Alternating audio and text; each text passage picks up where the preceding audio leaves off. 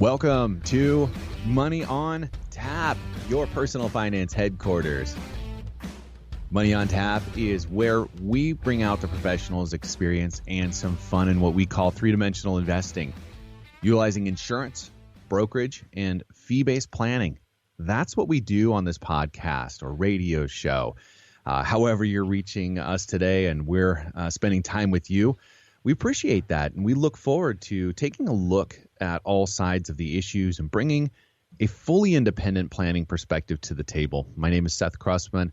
I'm joined here once again with Ben Brayshaw. Good morning, Ben. Good morning, Seth. How are you doing this morning? Can you tell? It's good. You sound good.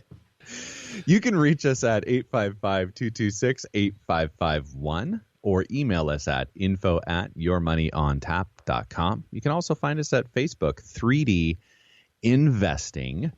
And, one of the things that we like to do, and we always appreciate getting to spend time with our podcast listeners, if you like the show and you want to help us out, something you can do is leave us a 5-star review wherever you're catching our show. If you like that or if you listen to it, and if you can, leave a comment.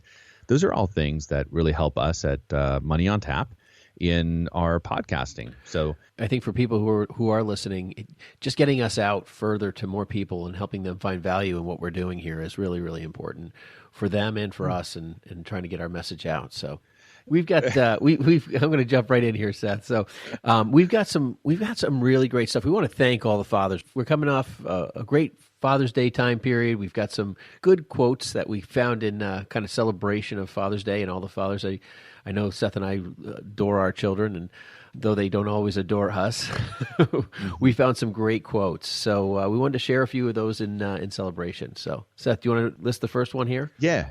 So one of my favorites was, you can tell what was the best year of your father's life because they seem to freeze that clothing style and write it out. Jerry Seinfeld, folks. This one is, it looks like it's not titled, but it says, any man can have a child, but it takes a special kind of man to be a father. That's true. Yeah. I like it. Jim Gaffigan says, there should be a children's song. If you're happy and you know it, keep it to yourself and let your dad sleep. My dad is my best friend, my father, and my boss. When I do something that is exciting and he likes it, it feels 3 times as good as you can imagine. David Lauren. Nice. I'm going to do the funny ones, and you're going to do the serious ones. So, believe it or not, Charles Wadsworth had one of my favorites. By the time a man realizes that maybe his father was right, he usually has a son who thinks he's wrong. That is clearly the best one. I actually wanted to do that one, but that's okay. I'm actually waiting for my son to have a son. It's going to be so great. A father is a man who expects his son to be as good a man as he is meant to be. And I think that's really the heart of every dad I've ever befriended. You know, they always want their kid to be better than them. That's cool. Yeah. So I'm gonna take it a little bit of that heartfelt place here. Being a father has been, without a doubt, my greatest source of achievement, pride, and inspiration. Fatherhood has taught me about unconditional love, reinforced the importance of giving back, and taught me how to be a better person. Naveen Jain. Gosh, I'm so grateful for the opportunity to be a dad and to experience what the challenges are, but the gifts of being a dad and a father and a son and all of those things. So with that, I'm going to probably take this down a notch then, because this quote is from Homer Simpson. Oh, no. Dad, you've done a lot of great things, but you're a very old man, and old people are useless. Homer Simpson. It's horrible. So on that note, that's bad. Oh man, no. Hey, listen. I want to end on a quote. I really like this one here. Let's end on a good quote. Any fool can have a child. That doesn't make you a father. It's the courage to raise a child that makes you a father. I thought that was a good quote. It was from Barack Obama, actually. Yeah, that's good. So, hey, to all of the dads out there, You know what? As a matter of fact, all of the moms that put up with the dads are. Father's Day is really about mothers. It really boils down to that, doesn't it? Gosh, what a joy it is to share in the privilege of raising our kids together. One of the lessons I seem to be taught more than I care is trying to model with my kids that I'm not perfect and accepting my imperfection and having a conversation with them. When I mess up, is just letting them know, you know what, I have messed up. Like, for instance, maybe I went a little over the top with Julian, my 2-year-old, the other day when I was trying to explain to him that the toilet is not to sit there and play in the water or something like that. That's disgusting. Yeah. But I had to turn around to Spencer, the 14-year-old, and just tell him, that was not a good example of how to talk to the 2-year-old right there. I was wrong in doing that. I'm going to try to do better. I think our children learn more from our humility than our good examples sometimes. So, that's the fun stuff, right? We're going to take it into hopefully some easy to pick up, useful information for you. We're going to dip into 401ks. Now, we actually haven't even talked about what the show is going to be about yet, have we? No, we have not. And okay. I think before we get into money in the news and before we get into the article, you should share that, Seth. My pleasure. So we're going to be talking about some tips for you in proactively helping with aging parents. I mean, this can work two ways. The tips typically kind of come from the perspective of the kids or the younger population trying to help out the aging parents. But you know what? Sometimes that's just not on the front of mind for a kid, and nor is it a conversation that they would care to have. Sometimes parents need to have those conversations with their kids of what is going to be coming down the pipe, because aging is happening and there's a transition in life. So being prepared for that, and we're going to try to give you some tips to talk through. Yeah, but before we get to that, and before we get to money in the news, I think Seth and I, we found an article that on 401ks that we feel would just be a nice reminder, because most of the people that come into our office and talk with us have either a 401k or an aged 401k or multiple 401ks, and there's just so many moving parts. Matter of fact, I was part of a charity event the other day, and I was talking with a gentleman, and he's like, I really should come meet with a financial professional like yourself at some point. And I said, oh, why is that? He said, I've got 6 401ks out there. I was like, you have 6 of them? And it just reminded me, he goes, yeah, it's just so hard to track and keep. I mean, I'm literally flabbergasted he's got 6. Usually what people do is they move, one 401k to the next provider. And he's like, well, every one of them had different investment options, and I wasn't sure about this one and that one. And I felt like that was diversification, is kind of what he was saying in the mix of it. Yeah. And I can appreciate the more that. 401ks I have running around the track, that's my model of diversification. But no. But I think there's some interesting perspective here, which I hadn't really given a lot of thought to. But, if you had a 401k company with like T. Rowe Price Mutual Fund and then American Funds, and then you had one at, John Hancock, I mean, you might have some overlap, but you might have some diversification there options as well. And I think that's where he was going with that, though we didn't get into any real depth. Right, because since they're only going to have 30 funds each in each one of those 401ks, so they're going to have a different list of fund options in each one of those 401ks. So you're getting access to all these different spaces of I mean, he could have north of 180 choices here. I couldn't keep up with 180 choices. There's some interesting things that we don't want to give away the secret of the sauce here right yet, Ben, but we'll get there, because there's some of what Ben's kind of mentioning is we're going to get into some fun things here down the road. But so it's good to brush up on the 401k piece, because it is what most people out there in the world of investing are actively using right now, because their company has one, or they have an individual or a solo or something like that. But that's one of the mechanisms or the vehicles out there that people are getting access to the market. So we want to help with that and say, hey, it's important to pay attention to this. If you haven't, go ahead and sharpen your pencil a little bit, take a couple of notes, and see where that lands us. Yeah, I'm going to bang right through some of these here. And first, the story would be contribute the maximum. Okay, I always tell people, there's a couple things that I really think that come as priority in your life. One of them is tithing. That's a priority in our lives. And I always tell people that, if you're of the mindset of 10% tithing is important, and that's a number you want to hit, it may be very complicated if you're going from 0 to, 10%, or like a 0 to 100 in a half a second. with this type of thing, like I tell people, I say, listen, do 1%, do 2%. Keep moving the number up, move the dial up and try to get to that area before you create a failure kind of experience. And when it comes to 401ks, I feel the same way. I think you should try to contribute the maximum, but if you're not there, I think you need to keep turning the volume dial up on your contributions. Yeah. And there's also the question of what does that mean maximum? Because 2018, it was 18.5. And we've actually seen in 2019 an increase to 19,000. And what that means is that's basically the reduction of your salary contribution that you make into that 401k. But believe it or not, you can. It's called an over contribution. You can over contribute into a 401k. You just don't get that salary reduction. So people have kind of gotten a little bit.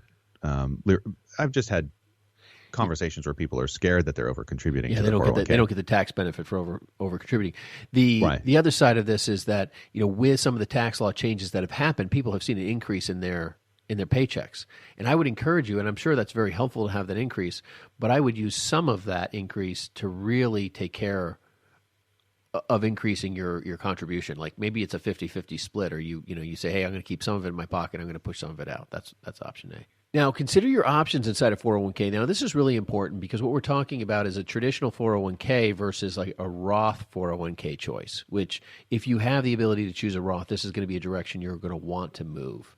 That's something where with taxes being as low as they've been and not a big proponent of taxes going down, not that I'm a proponent, I want them to go down.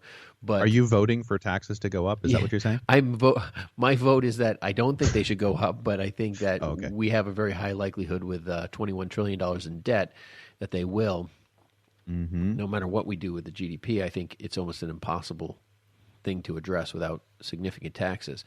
But one thing that I really think people need to watch out for is over-investing in their own company's stock inside a 401k. Now, some 401k options have the ability to buy your company's stock, and I have met a number of people who have made a lot of money on their company's stock because they know generally that the company's doing well or that things will be good, and they stick around.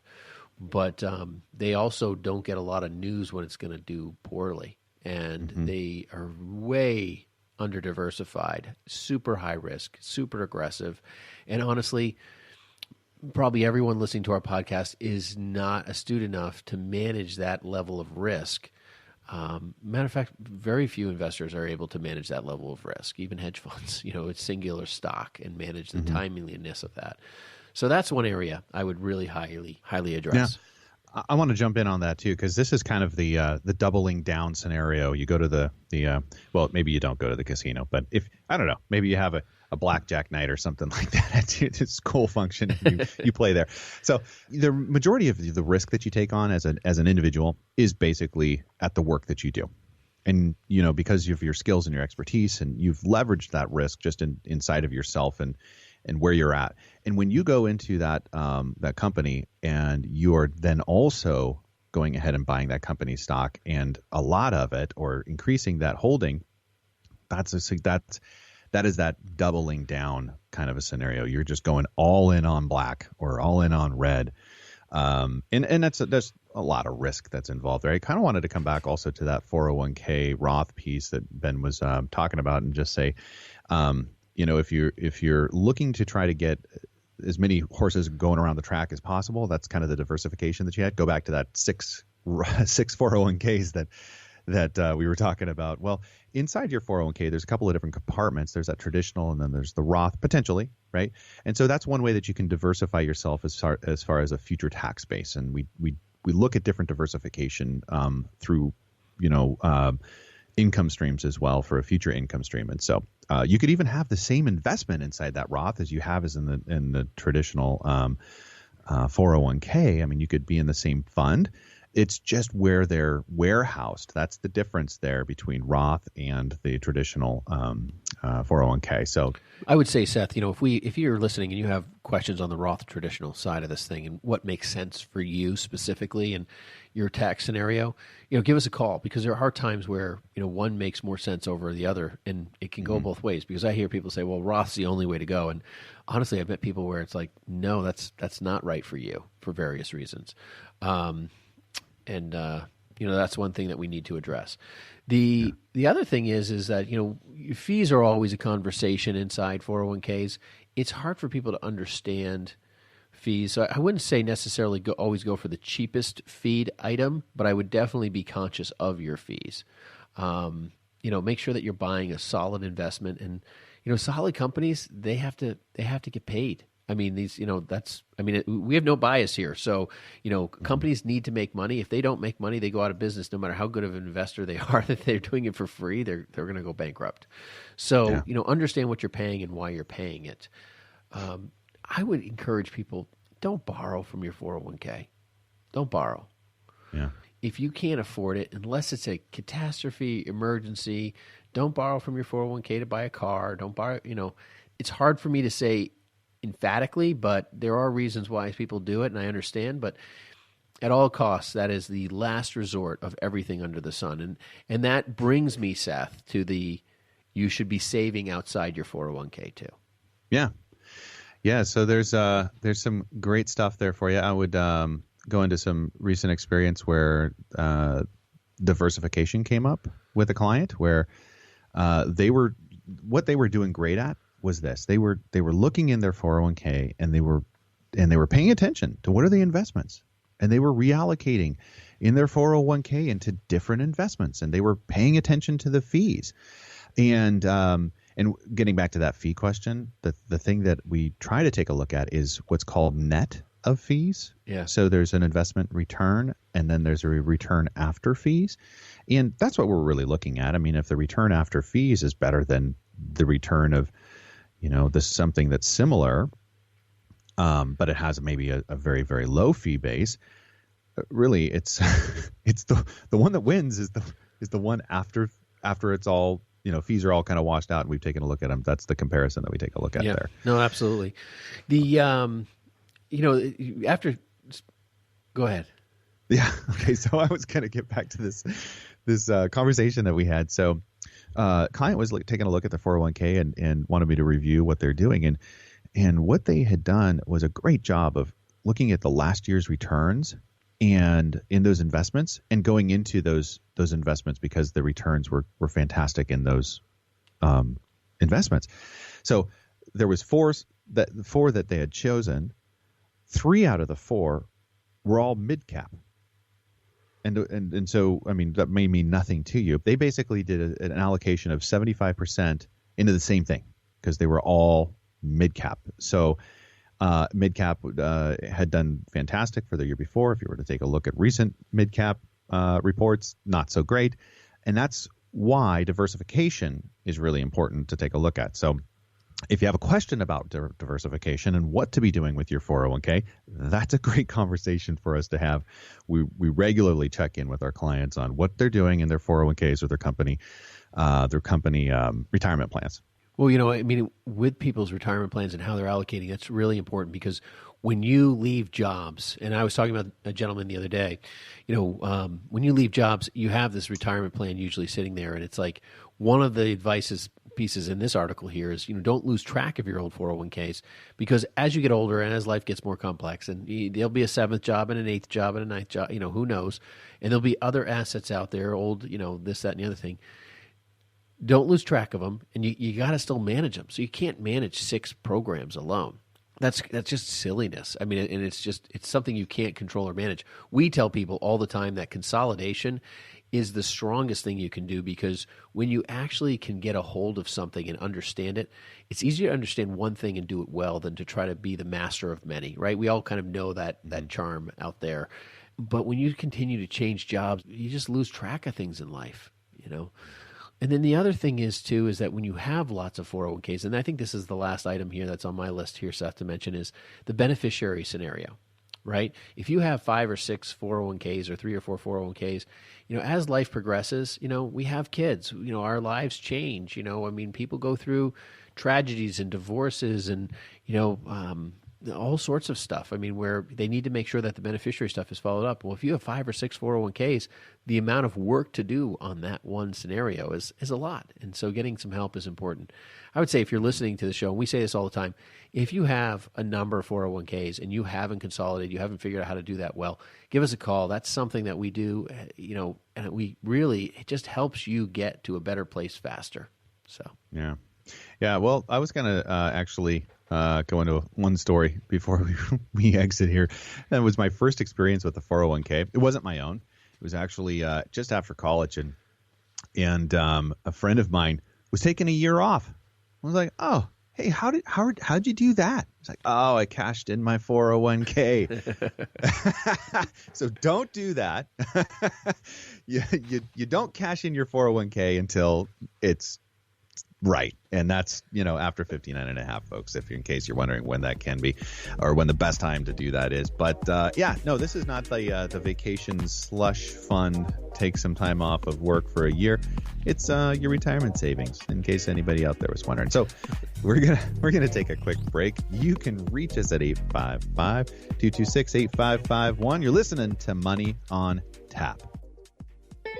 Hi, my name is Ben Brayshaw, co-host of Money on Tap. If you have questions when it comes to your retirement and are looking for a personalized solution, contact us at Brayshaw Financial Group. In today's volatile stock market, we can help you plan to find your successful retirement solution. Am I saving enough? Am I saving into the right places? Do my investments match my appetite for risk? Do I have a tax strategy that is going to help me keep more of what I earn? How can I maximize my Social Security income? If you are like most people, you are getting closer and closer to your retirement and may be wondering if you're taking the right steps. If you're in retirement, you may be wondering, am I maximizing my income while preserving my estate and caring for my family? We talk about all things financial in what we call three-dimensional investing, putting a plan around your financial future. If you feel that now is the time to start getting the answers to some of these questions for your own situation, give us a call at Brayshaw Financial Group at 855-226-8551. Headquartered in Bedford, New Hampshire, we have offices throughout New England and across the country. We would love the opportunity to show you how we can help. There's absolutely no cost or obligation just to meet with us, and we welcome you to our office. Call us at 855-226-8551. Now back to Money on Tap with Ben and Seth.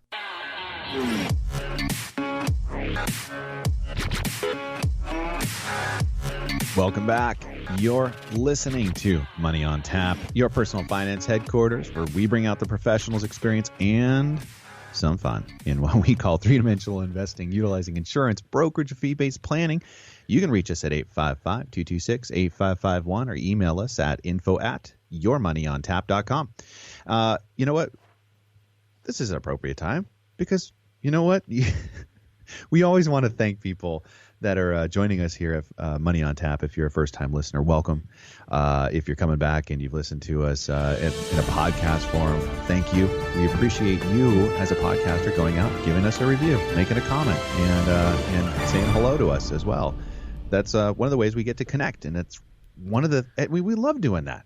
I mean, yeah. I mean, we have. I just the other day, my son told me that one of his friends listens to our podcast all the time, Hayden, and I gave him a Money on Tap T-shirt a week or two ago. So if he hears this, he might get excited about that. But we're really excited. I mean, there's a lot of different people, a lot of different age groups that are listening to it and enjoying some of it. But we have some funny articles coming up here in a second.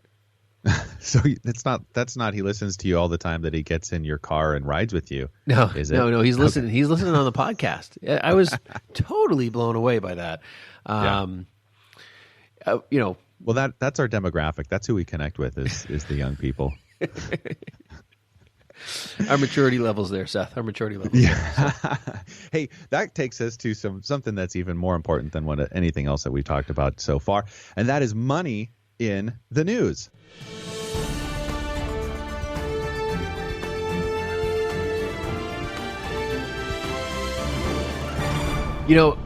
This is going to be hilarious because this topic is going to drive everyone insane that's listening to this because almost everybody has experienced this.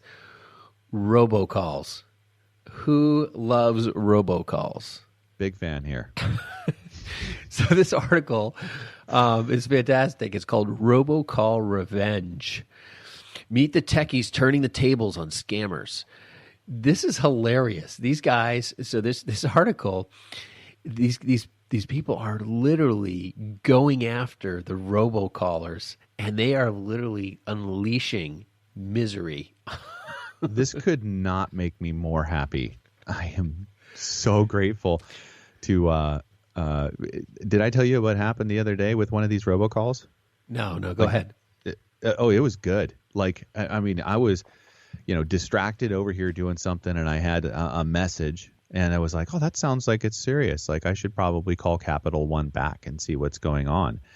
And so I just, returned the message, and they were immediately welcoming me to, give my information and my social security number. And I stopped. I was like, oh, wait a second. I'm going to call the number on the card right now. So I hung up that phone call, called Capital One, and they took the information there that they needed to be able to do whatever they needed to do. But it has not stopped, even though I've blocked that number. Yeah.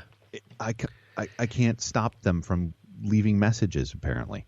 Oh, it's ridiculous. And then they use numbers that look and appear local, the same exchange as you or somebody else. You're like, oh yeah, must be a local call. Yeah. So, and I don't understand why the IRS is trying to call me from Las Vegas and that they have an Indian accent, but they do. I actually played along with one of those. I was like, oh, and he sounded really good. It was like his name was Jack. And I was like, gosh, Jack, I didn't realize that I was in some really hot water here. What is it that you need? And he's, asked for my credit card number, and I just, rattled off a series of numbers. I didn't know. And apparently I was wrong on the number of numbers that I was giving him. Oh my gosh, Jack came unglued on me. And I will never repeat the words that were used there. And I just, feigned sincerity a little bit. I was like, gosh, I'm so sorry, Jack. I did not realize I was giving you the wrong number there. And he calmed down. He asked me for my numbers again. I was amazed. I was like, that is incredible how this person is going to continue to keep asking me for this information and think somehow, some way I'm going to give it to them. Well, if you're out there listening and saying, and you have endured the robo scammer callers. CBS News did this article, and it's really great. So this gentleman, he goes by Jim Browning, which is not his real name because for security reasons and so forth. But so he gets the phone call. And what he does, so he's a hacker, and what he does is he literally allows them to get into a computer. I'm sure it's probably not his primary computer, but get into his computer and start doing what they need to do to hack his computer. And what he's doing at the same time is reverse hacking them. So what he's doing is he's replacing the call with his own call that goes out and says, this is just a scam, so that they can access your computer and will try to get money from your bank account. If you ever get a message like this, it is always a scam. So the robocallers no longer have their message playing trying to get your information. This is the message that people are hearing when the robocalls go out. Reading this article actually felt really good because when you get into the article, they start talking about how Microsoft has really started to combat this as well. They receive 12,000 complaints a month, and the team currently has about 500,000 data points to consider that they're working through to try to resolve this stuff. And so Microsoft started going after these call centers in India too, but on a much larger scale. They took down 16. Microsoft. This is great. I mean, makes me happy that I'm looking at a Microsoft computer right this second. 16 call centers they took down and resulted in 68 people getting arrested. So, folks, there are real issues here, and there are real outcomes that are happening, which is nice to hear because all you hear is these, I'm not going to hang up on this one again, and so nothing you can do about it. Yeah, nothing you can do. You feel powerless, and it's just nice to know that the big boys are actually addressing some of this stuff. I would like to see, I don't know if Apple's doing anything, but if we can get these large companies to address this, and we can get some federal, mandating around this stuff. And I mean, if just we could get some help around this, I think it would just be so less frustrating. I mean, when you get distracted from your day and your phone's constantly, I know everyone, adults, children, whoever has a phone, the thing is constantly going off, whether it's a text message or a phone call or an email.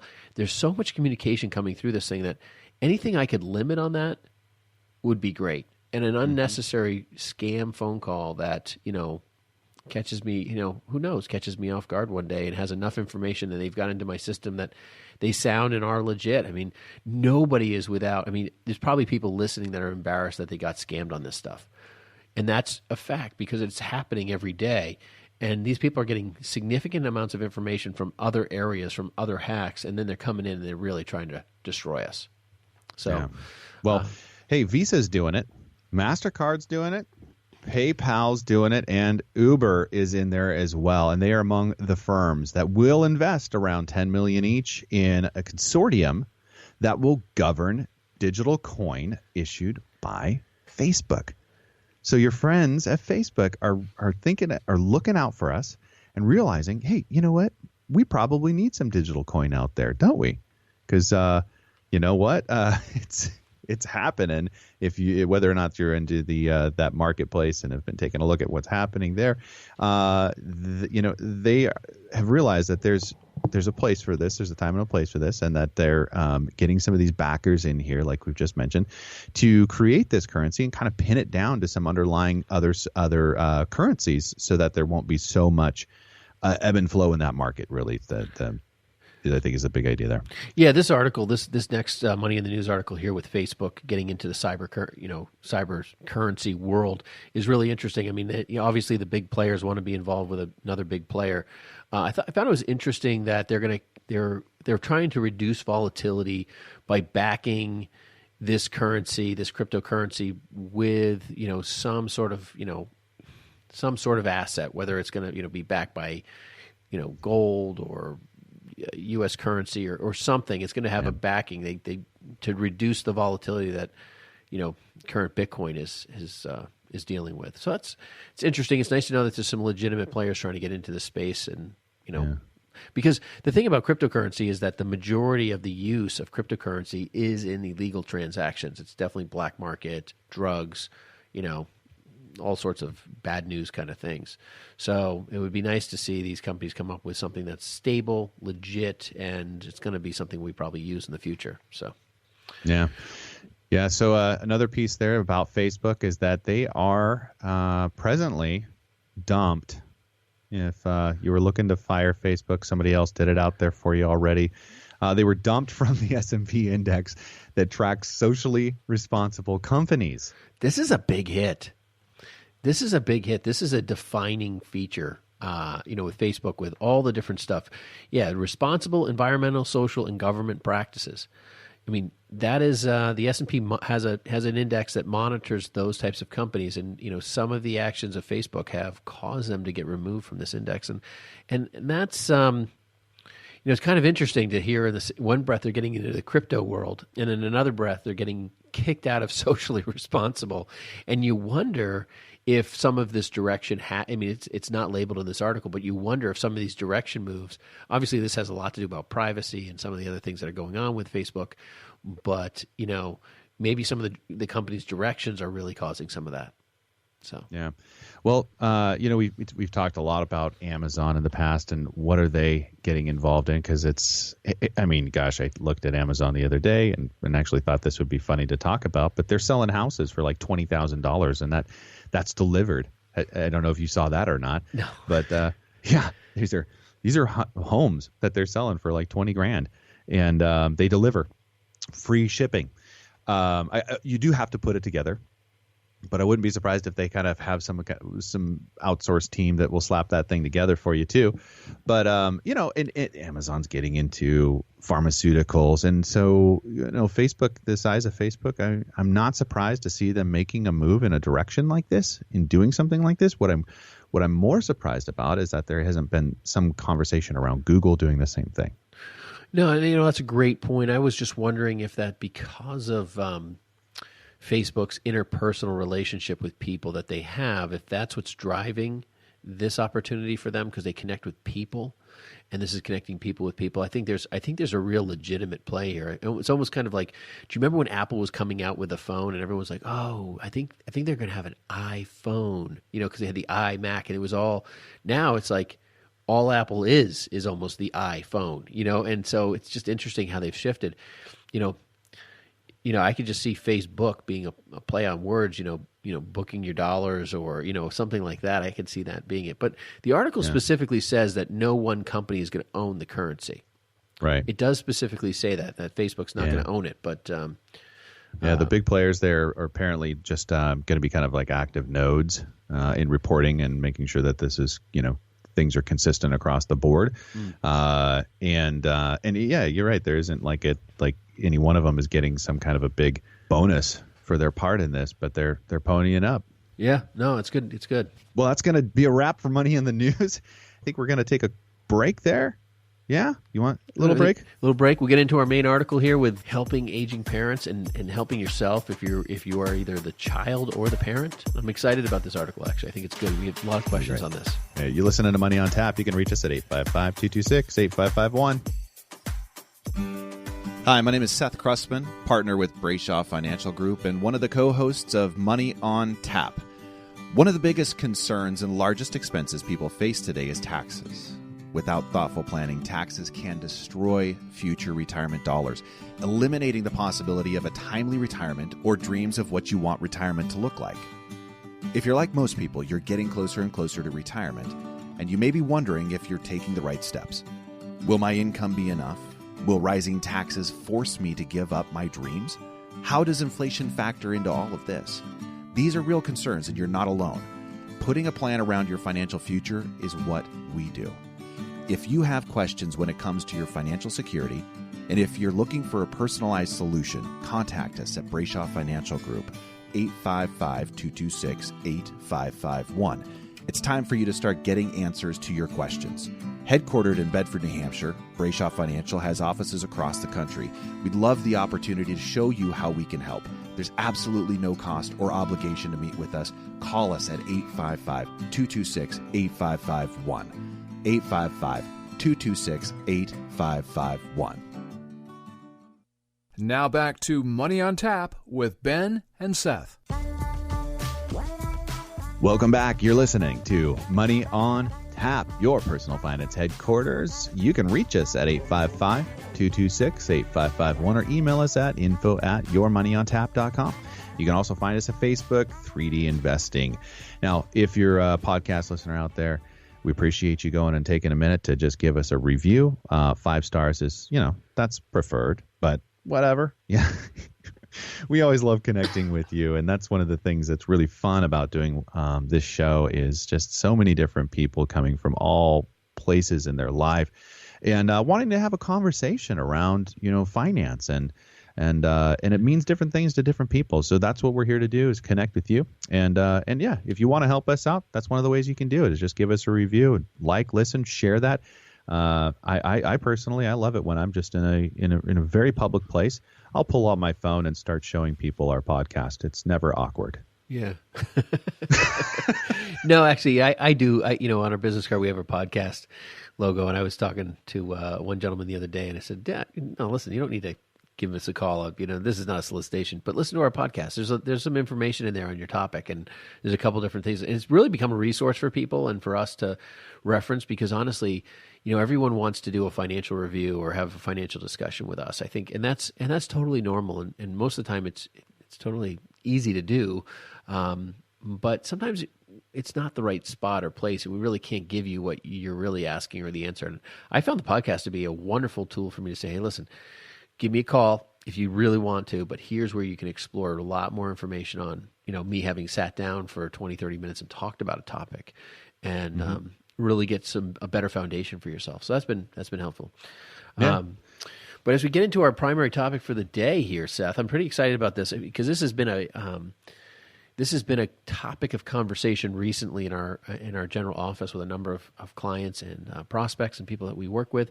But kind of in concert with Mother's Day last month and Father's Day this month, we all have parents, and they, if you're fortunate to still have them here on this earth with you, there's probably a story about their needs. And I also think, if you're a parent, you're also concerned about those next steps because you're going to need help. You're going to need transition support. Now, that may be your children and it may not. And that's okay. I think it's just the matter of having the conversation of who's going to help in that transition, because there always is one. And the transition necessarily isn't like into a long-term care facility. It could just be, just pre and post, death. And so there's a couple of issues here that I really think that are relevant. This conversation is enormous. I think, Seth and I know that there are so many details around each piece of this and the story because it's not just the hard-nosed line of you got to get this done, you got to get that done. There's an enormous emotional component that is hedged on every decision. And it's not just emotional in the fact of like who, is it Johnny or Julie going to take care of me, or is this who's going to? It's just the conversation around it is not a really fun one. It's not great to talk about your mortality. No, yeah. When we talk about things like life insurance, even us as advisors, what's the last thing we want to talk about? Some people might like talking about it, but it just is like, I'd rather leave the room and leave myself a version of myself in there just to explain and talk about this before I can come back and talk about other things. Oh, I know. I laugh sometimes. I'm like, this is really a depressing conversation because it's like these are all the really bad scenarios that can happen in your life. And unfortunately, you have to have those and someone has to be it. I mean, it's kind of like, somebody has to, work in the morgue. It's jobs that some people don't want, right? Right. Somebody's got to be a grown up in the room, just not me. Right. So the conversation we have here today is 5 tips for helping your aging parents. That's probably this started with an article. It has evolved from a scenario that happened in our office where I got a phone call from a friend. I haven't worked with him and I haven't worked with the parents, but they all know me, and it's something that I thought was really relevant. And I think the first step, the first tip is just to have the conversation. And realize it's not going to be just a one and done. A lot of the time this conversation takes more than one approach. It's not greeted with welcome arms by usually one or more of the parties that are involved. And sometimes that's the parent that's reluctant to have a conversation about that. I mean, recently we had a friend that had tried to have this conversation. He and his sister sat down with their dad, and they knew things were going to be looking like they needed a caregiving plan for them. And, dad's response was, you just want my money. And it was just, there was a really hard thing to bridge where, dad just didn't want to let go of the reins, I think is what it was. A fear of losing control in life is real. And so it takes more than one approach, and there needs to be a lot of empathy in those conversations. There's not some kind of like hey, we're going to lay down the law here for you, and just realize that you got to sign up for this program, or else you'd figure it out on your own. And some people have tried that, and it just doesn't fly well. Yeah, and sometimes these things happen, and you don't even realize that transition needs to have occurred. I mean, we've had incidences where people have just had major physical, debilitating, life-changing scenarios that all of a sudden they are no longer able to. I mean, stroke is a great example of, a life-changing experience that, you go from, 0 to 100 of trouble like overnight. And, parents fine, things are great. And then all of a sudden, boom, there's a stroke. And, the kids are in well, what do? We don't even know what mom and dad have for money, what their incomes or their expenses are. Now they can't take care of this house they're in. We've got to sell the house for them and find them care. I mean, there's just a lot of those, fears, and people don't necessarily understand that a health change can happen overnight. I mean, literally, we see health changes happen in a moment's notice.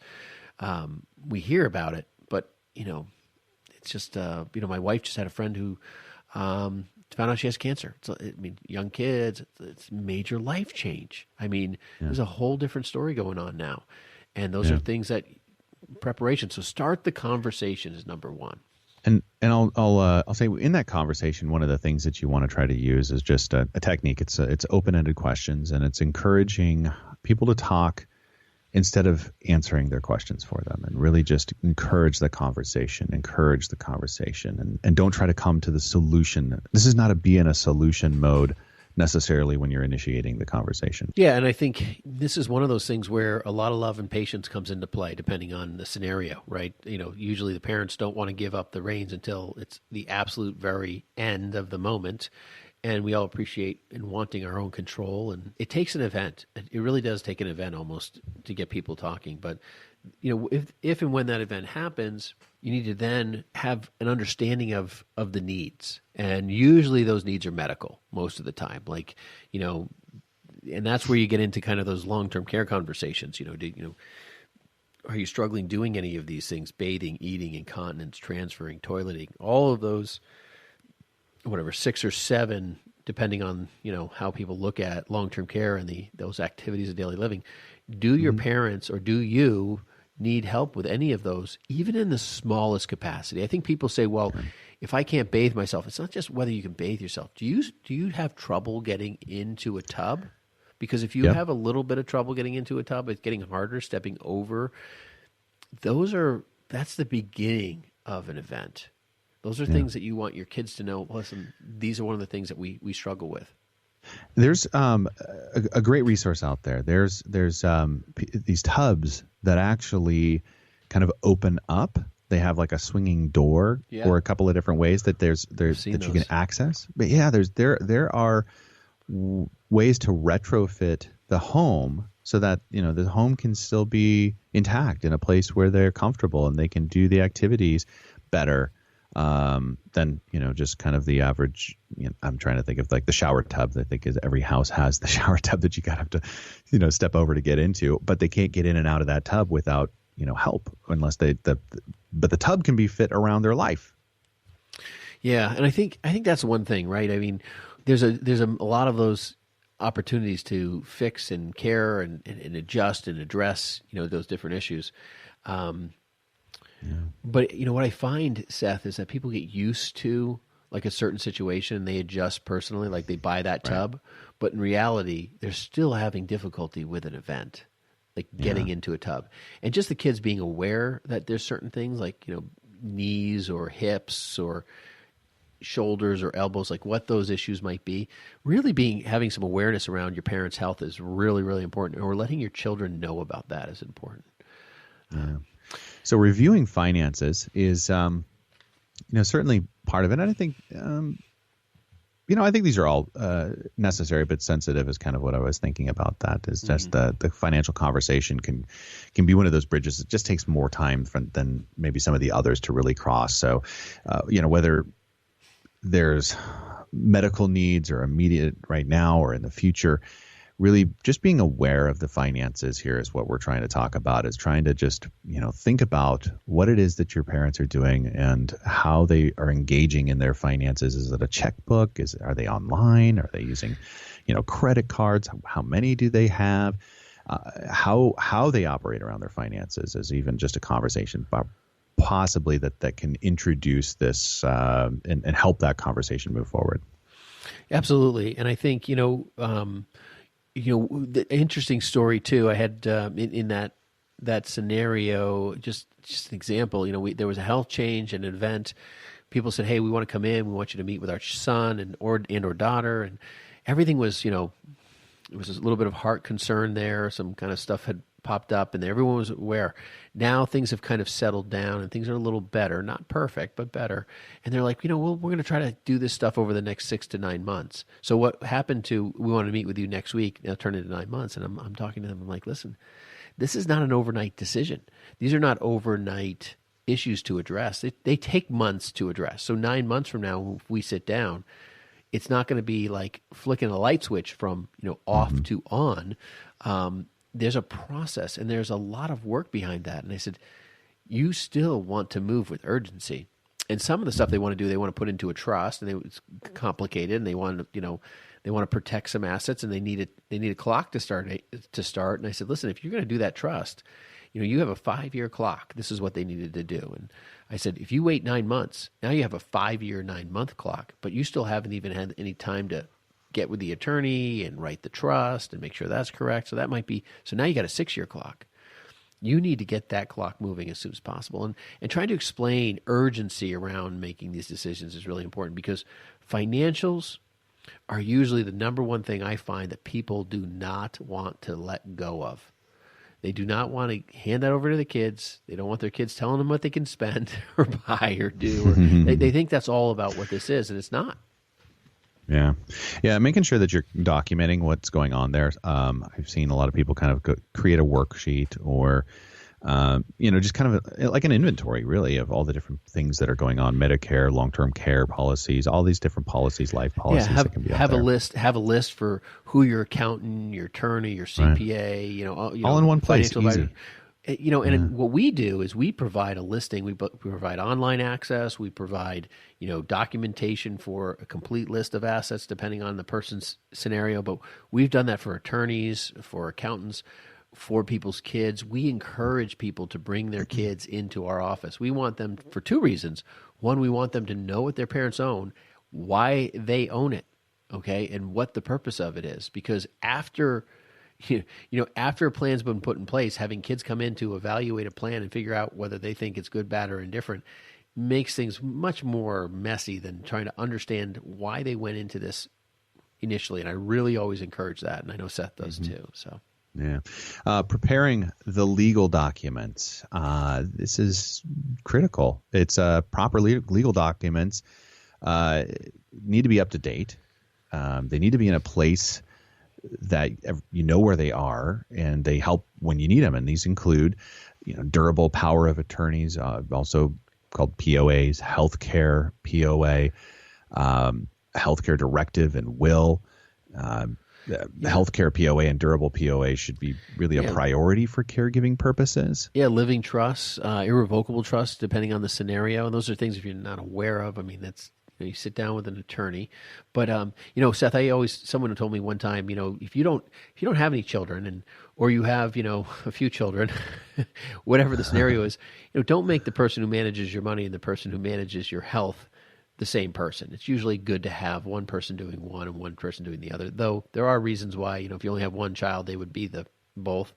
But if they have the purse strings, you may not want them to have your control over your physical well-being. So that's just kind of a funny one, but yeah. And I think this is also one of those things where we're finding there's either parents with kids that they're just not around, and so finding somebody that's really somebody that's trusted, if that's a professional, that's great. If it's an attorney or if it's somebody else, a friend that you can really rely on in this. Yeah, I'll tell you, I would really steer away more so from the friend or close, this idea thing. I would either use your children directly if that's a good fit, or I would find a professional company that handles those things, because that's because next thing you know, like all of a sudden, this friend down the street is managing your estate and they're getting money out of it, and your kids are like, who is this lady? She's talked herself into the, and then there's all sorts of issues. It gets dirty quick. But if that's a scenario I would give a little caution to. But yeah. Number 5. So, hey, put together the team. Yeah. I think this is really where it needs to go eventually, is just realizing that there's going to be a multitude of people that you're going to need to start to rely on for help in different areas that you just haven't even considered, and uncovering those areas to have those conversations as well. It really, takes a village to when it comes to raising your kids, and the same goes for taking care of parents.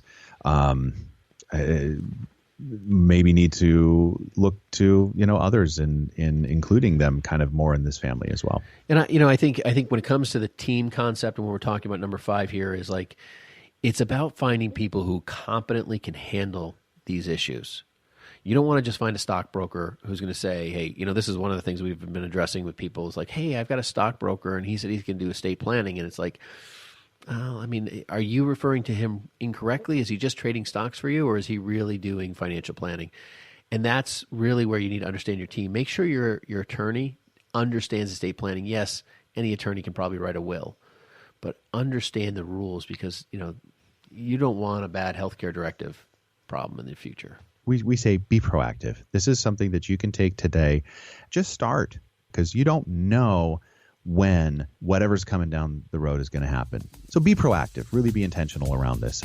That's going to do it for us here at Money on Tap.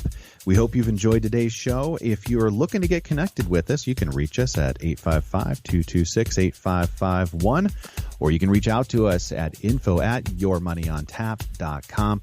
Also, Facebook, 3D Investing, and the podcast venues out there. Thank you so much for our podcast listeners for joining us today. Thank you. The views expressed are not necessarily the opinion of this radio station and should not be construed directly or indirectly as an offer to buy or sell any securities mentioned herein. Investing is subject to risks, including loss of principal invested. No strategy, product, material, or tool mentioned can assure a profit nor protect against loss. Please note that individual situations can vary. Therefore, the information, products, materials, or tools mentioned should be relied upon when coordinated with individual professional advice. Past performance is not a guarantee of future results. This show may be subsidized in whole or in part by a product sponsor or issuer. Securities and advisory services offered through SagePoint Financial Incorporated, member FINRA SIPC, and a registered investment advisor. All other services offered through Brayshaw Financial Group LLC are independent of SagePoint Financial. SagePoint Financial and Brayshaw Financial Group do not provide tax or legal advice. Main office is located at 116 South River Road, Bedford, New Hampshire, 03110, and can be reached at toll-free 855-226-8551.